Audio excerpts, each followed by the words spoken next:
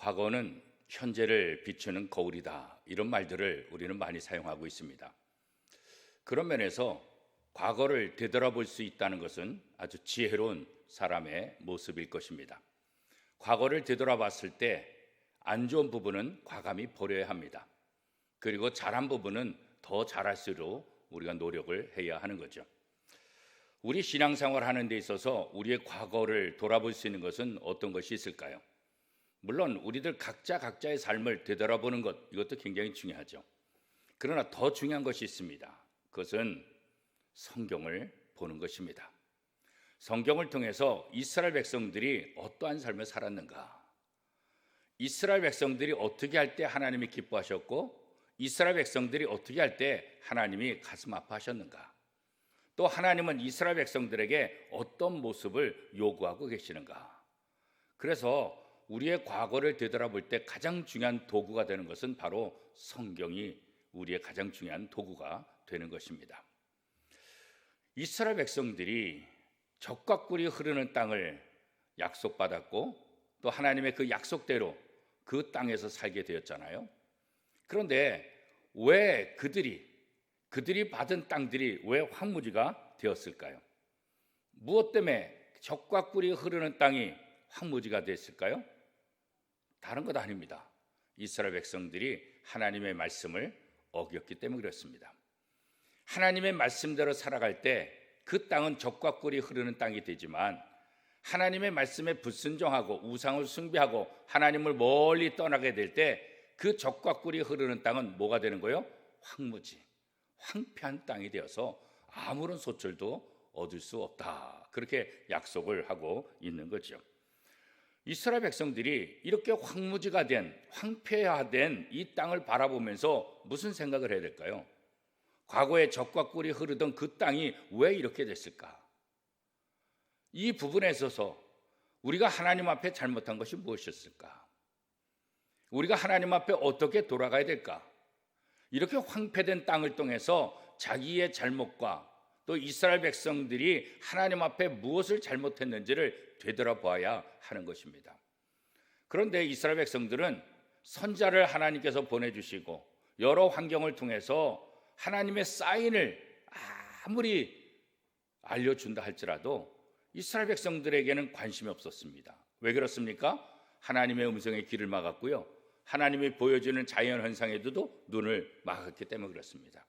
그러니까 하나님께서 사인을 보여주셔도 그 사인을 해석할 수 없고 그 사인을 받아들이지 못하기 때문에 이들은 계속해서 황폐한 삶을 살아갈 수밖에 없게 된 것이죠. 이스라엘 백성들, 그 은혜의 원천이 무엇입니까? 하나님 아닙니까?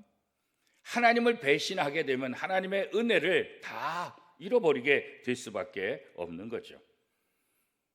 하나님은 은혜가 크신 만큼 또 이 배신에 대한 그 분노도 굉장히 크시다. 성경 그렇게 이야기하고 있습니다.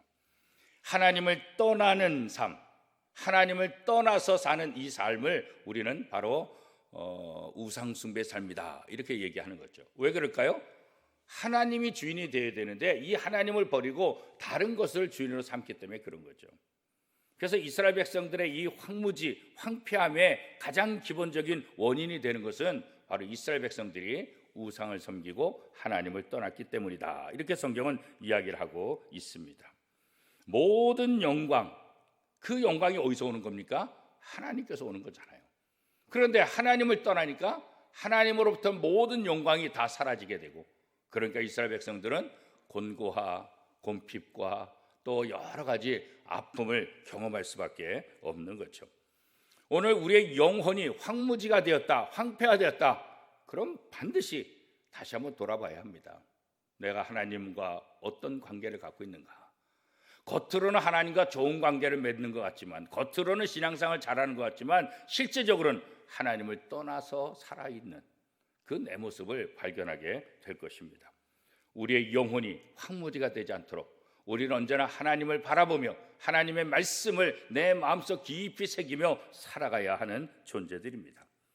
그럼에도 불구하고 하나님은 이 이스라엘 백성들을 버리지 않는 것, 수많은 선자를 보내고 또 하나님의 사람들을 통해서 이 이스라엘 백성들이 회개하고 하나님 앞에 돌아오기를 원하는 거죠. 그런데 이스라엘 백성들은 이 기회조차 잃어버리는 거예요.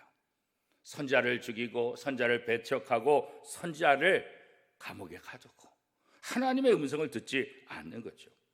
심판받는 이스라엘 백성들, 왜 그래요? 하나님의 기회를 잃어버렸기 때문에 그런 거예요. 오늘 우리도 마찬가지입니다. 하나님께서 다양한 자연현상과 다양한 모습을 통해서 우리에게 사인을 주시는데 우리의 죄악을 들어보지 않고 또 우리의 잘못을 돌아보지 않고 그저 세상의 기쁨과 세상의 즐거움을 향해서만 달려가다 보니까 이 기회를 완전히 다 잃어버리게 되는 거예요. 하나님의 긍휼을 베푸실 때 우리가 그 긍휼을 받아야 되는데 말입니다. 사랑하는 성도 여러분, 하나님은 하나님의 자녀들이 똑같은 죄악 속에서 사는 것을 원치 않습니다.